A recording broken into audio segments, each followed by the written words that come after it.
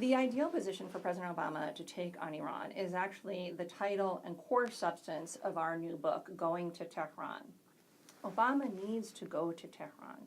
Going to Tehran means taking the Islamic Republic seriously, accepting it as a legitimate political order, pursuing legitimate security interests, national interests, rationally and defensively. This is critically important. This is what Nixon and Kissinger finally came to terms with in terms of the People's Republic of China. They recognized the People's Republic of China as a legitimate political order, pursuing its interests in a rational and basically defensive way, and they chose to deal with it and accept it. That's what President Obama needs to do, because when Nixon and Kissinger did that with China, it saved our position in Asia after two enormously destructive wars in Vietnam and Korea. President Obama faces the same thing. The American position in the Middle East is collapsing after two enormously destructive wars and indeterminate occupations in Iraq and Afghanistan.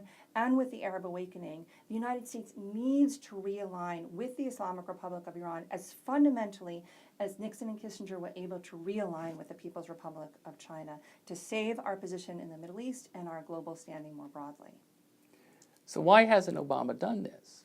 Going to Tehran isn't really complicated, but it does require a sober understanding of power and an appreciation of what's really necessary to bolster America's position in the world. By 1969, Richard Nixon understood that the United States needed a diplomatic opening to Beijing. It wasn't a favor to China. It was something that the United States needed. Obama, by contrast, hasn't shown anything like that level of understanding where Iran is concerned. Recasting American policy in this way also requires a president who's willing to lead rather than follow public discourse.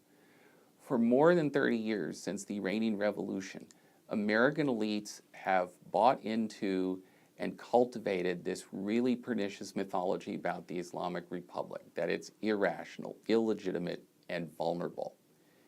Doing the right thing for American interests on Iran would require Obama to take that on, just as Nixon took on and discredited a similar 20-year-old mythology about the People's Republic of China dating back to the time of the Chinese Revolution. Obama, though, hasn't shown anything like Nixon's willingness to take political risks and spend political capital to do what American interests require in terms of reshaping relations with Tehran. Quick follow-up, what about kind of him pushing back against Israel? Do you view that as part of a step towards, establishing a relationship with Iran again? Well, what's interesting, we're asked this by people here in the United States and even in Iran, what about the Israel lobby, essentially?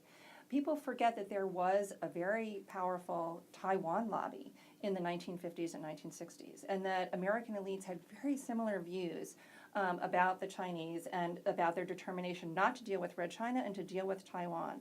And that the concern was that if you dealt with Red China, you would imperil Taiwan.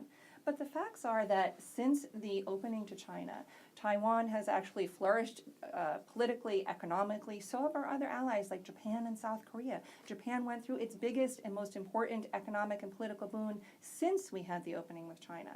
And I perish the thought of thinking what would happen to these allies had we gone on a course towards war with the People's Republic of China, what their security would look like.